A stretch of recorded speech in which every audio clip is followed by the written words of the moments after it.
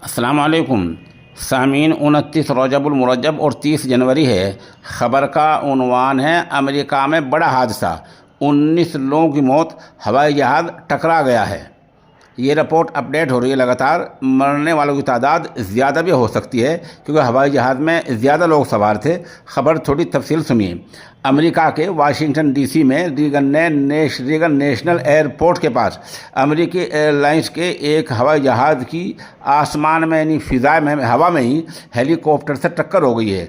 इस टक्कर के बाद हवाई जहाज़ और हेलीकॉप्टर दोनों टूटकर नदी में जा गिरे। नदी से अभी तक 19 लाशें बरामद हो चुकी हैं और बचाव टीम का ऑपरेशन जारी है।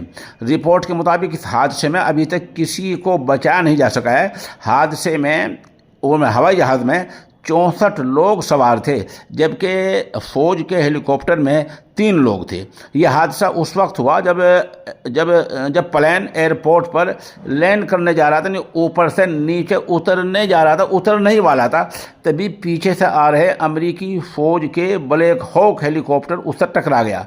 इसके बाद दोनों क्रैश होकर टूटकर पोटोमैक नदी में गिर गए और प्लेन के जो हिस्सा हेलीकॉप्टर से टक्कर हुई है वह सिरिकोस, अंग्रेजी लफ्ज़ है जो हमारी भी समझ में नहीं आया। बहरहाल इनमें टक्कर हो गई है और 19 लोगों की तस्दीक हो चुकी है और 60 लोग हवाई जहाज़ में सवार थे।